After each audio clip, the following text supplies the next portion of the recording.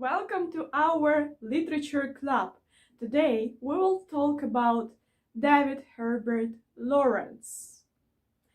So, he is an English poet, essayist, and writer, one of the most gifted and influential figures in an English literature of 20th century. And also, he is one of the makers of the modern English fiction. A son of a miner, David Herbert Lawrence was born and grew up in a coal mining town in Eastwood, Nottinghamshire. This area was industrial and rural at the same time, and Lawrence often brought it and its people vividly to life. Lawrence's novels are filled with scenes of sensuous beauty, and they are also works of philosophical ideas and deep penetration into human psyche. His fiction is a great representation of complicated, tortured relationships between men and women. Many of the characters in his books are torn between love and independence.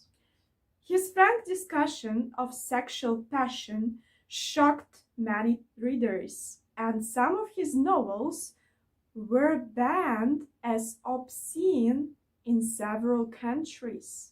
Isn't it interesting, right? So today we are gonna plunge into one of his novels. So this novel is called Women in Love. I love this novel, and also I hope you're gonna love it as well. The first chapter is called Sisters. So let's have a look. What is it about?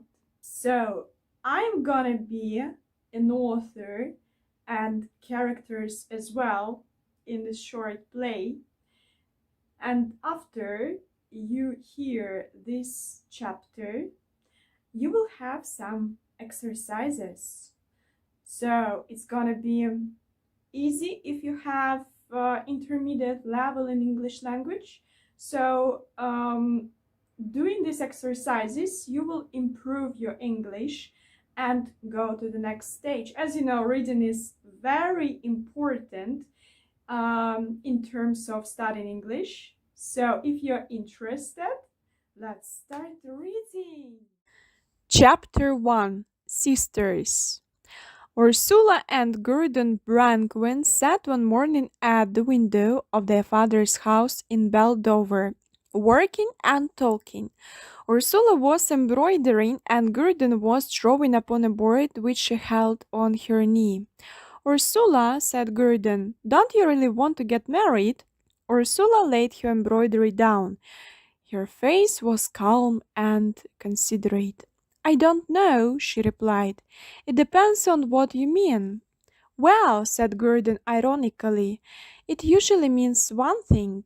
But don't you think that if you get married, you will be in a better position than you are in now?"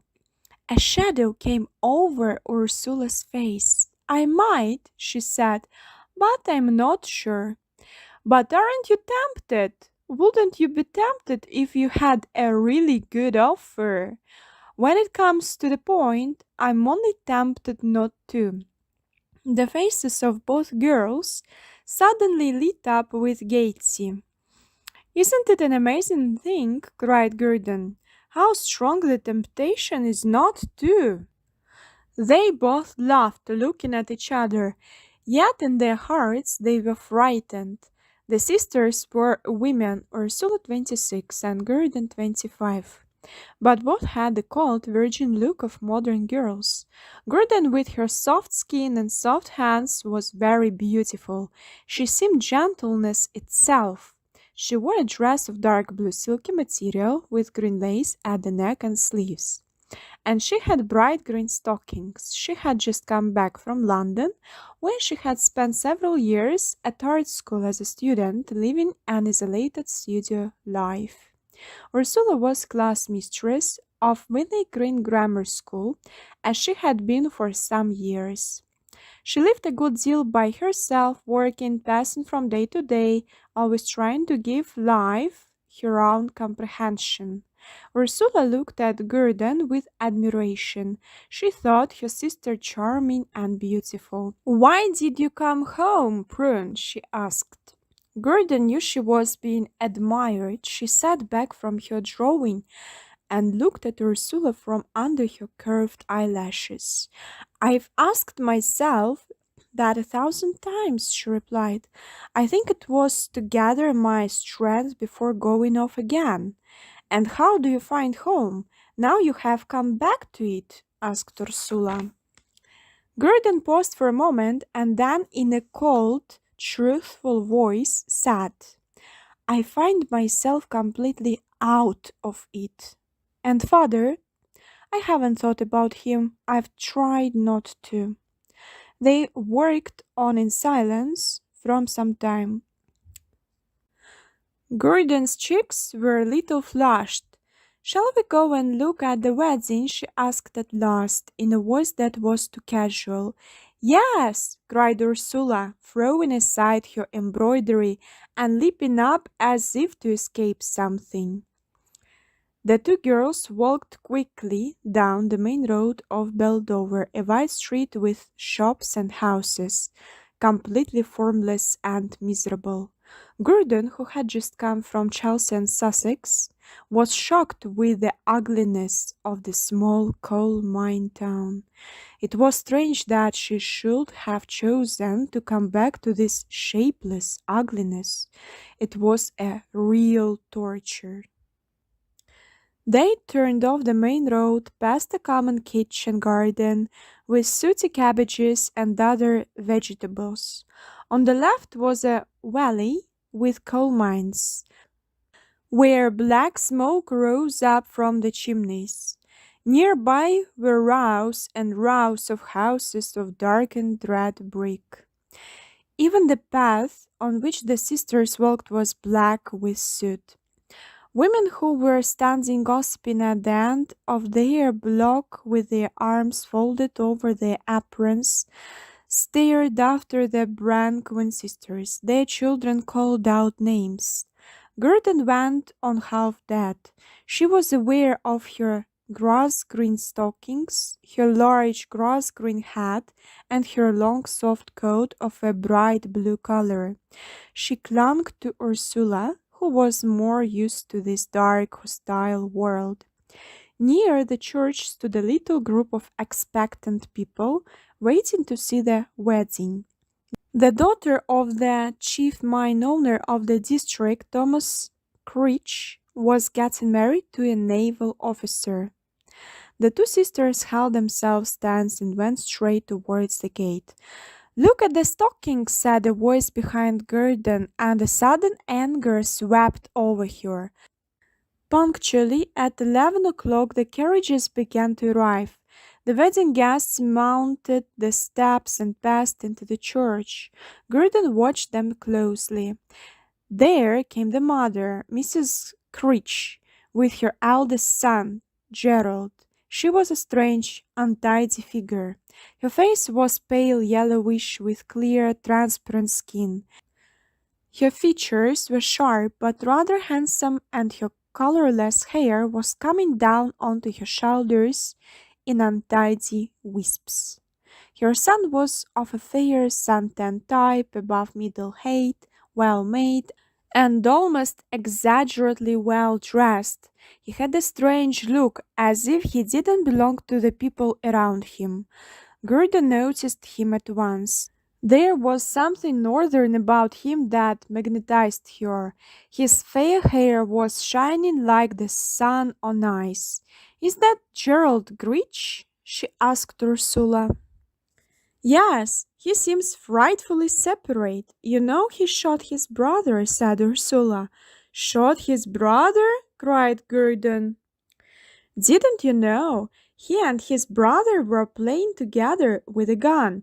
He told his brother to look down it, and it was loaded.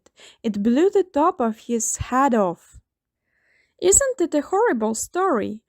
"How fearful!" cried Gurdon. "Was it long ago?" Oh, yes, they were just boys, said Ursula. I think it's one of the most horrible stories I know.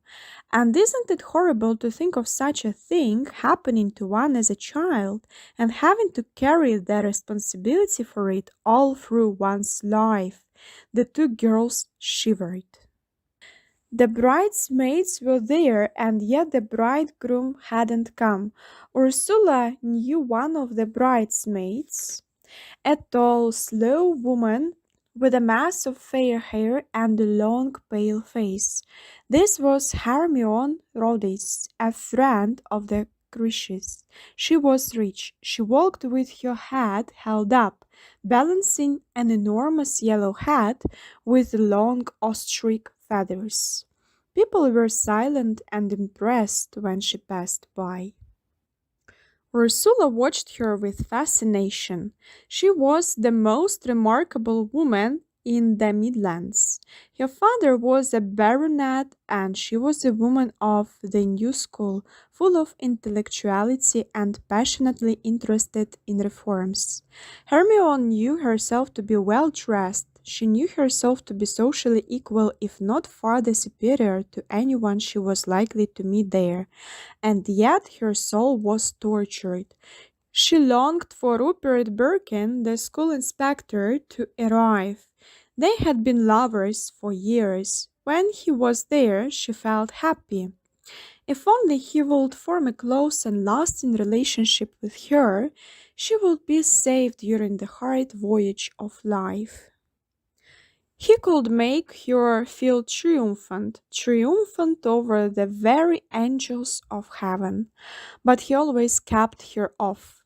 He should be at the wedding too, for he was the best man.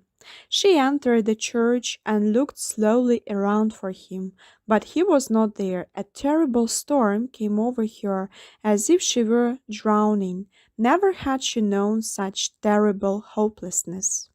Outside, Ursula felt a growing sense of fear. She couldn't bear it that the bride had arrived, but there was no groom. The wedding must not be a fiasco. The bride's carriage had already arrived. The door of the carriage was thrown open, and the bride stepped out with her father, a thin, tired man with thin black beard, touched with grey, and walked over on the red carpet. Ursula was watching the hill and the descending road that should give sign of the groom. At last she saw a carriage. Yes, it was the bridegroom. Ursula turned towards the bride and the people, and from her place gave a cry. She wanted to warn the others, but her cry was inaudible, and she flushed in confusion. The carriage came down the hill and drew near. There was a shout from the people, and the groom jumped out. He glanced up and saw the bride and her father standing near the church. A strange, surprised look went over his face. He hesitated for a moment, then ran up to the church door. With a shout of excitement, the bride turned and ran towards the church, with the young man speeding after her like a hound. Cries and exclamations burst from the crowd. Ursula turned and saw Rupert Birkin approaching the bride's father, a faint smile on his face. The two men came slowly up the path together. Birkin was as thin as Mr. Critch and ill-looking. His figure was narrow but nicely made. He went trailing one foot slightly, which came only from self-consciousness. He was clever and different from the others, yet he tried to look perfectly ordinary. He did this well. Now he spoke to Mr. Critch as they walked along the path and disappeared into the church. Ursula was left thinking about him. He attracted and annoyed her. Inside the church, the wedding was going on. Hermione Rhodes was thinking only of Birkin. He stood near her. She seemed to lean towards him. She wanted to stand touching him so that she could be sure he was there. He had seen her on entering the church. had seen her beautiful grey eyes searching for his signaling, but he had avoided her look. Now he stood feeling dislike and pity for her. The bride and bridegroom were married, and their party went into the vestry. Then they all came out of the church. Gordon watched Gerald Critch, fair, good-looking, with a great reserve of energy. There was a strange secretiveness showing through his almost happy appearance. Gordon rose sharply and went away. She wanted to be alone to think about this strange, exciting man.